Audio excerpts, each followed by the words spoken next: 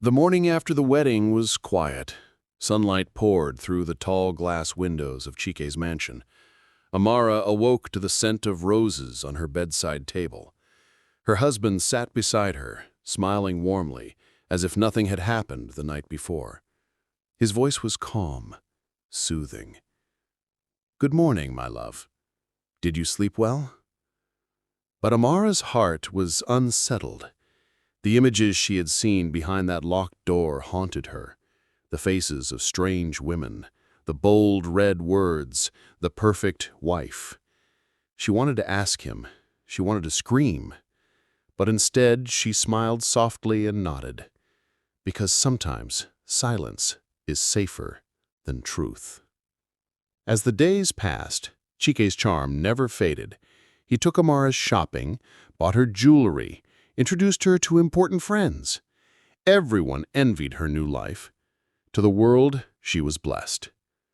But behind closed doors, a different reality was unfolding. Chike began to control the little things: what she wore, who she spoke to, when she could leave the house. Each time he disguised it with affection. "I only want to protect you, Amara. You're too precious to be careless." His words sounded sweet, but his eyes were watching, measuring, testing her loyalty. Late at night, when Chike was asleep, Amara's curiosity grew stronger. She tiptoed back to the forbidden room, but the door was locked again. Still she searched. In his drawer she found an old leather box. Inside lay documents, faded photographs, and something small, a necklace, silver, delicate, with the initials N.A. engraved on it. Her hands trembled. She had seen that necklace before, weeks ago, on a missing persons poster outside her campus. The girl's name was Ngozi Adams. She had vanished without a trace 2 years ago. Amara's breath caught. Why would Chike have her necklace? She tried to hide her fear. Every morning she kissed Chike's cheek, laughed at his jokes, and played the role of a loving wife. But inside, her mind raced. She knew she couldn't trust him, yet she couldn't let him suspect she knew the truth. Every move she made, Chike noticed. "You're quiet today, my queen," he would say. "Is something troubling you?"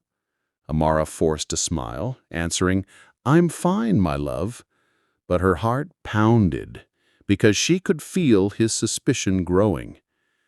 One evening, as they dined together, the news played softly on the television. A report flashed across the screen.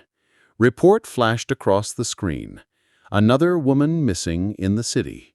Police are still searching. Amara's hand froze on her spoon. Her eyes flicked toward Chike. For a brief moment his lips curved, not in sadness, but in something darker: satisfaction. Then, just as quickly, he masked it with his charming smile. She knew, without a doubt, that the man she married was hiding a dangerous secret. That night, Amara pretended to sleep. But when Chike left the room to take a call, she moved quickly. She grabbed the necklace from its hiding place and tucked it beneath her gown. Her pulse thundered as she whispered to herself, "I have to find out the truth." But as she turned to slip back into bed, she froze.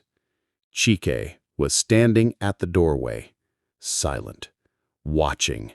His eyes glimmered in the dim light, and in his hand, the same leather box she thought she had hidden. His voice was calm, too calm. "Looking for something, Amara?" This was no longer just about secrets. This was about survival.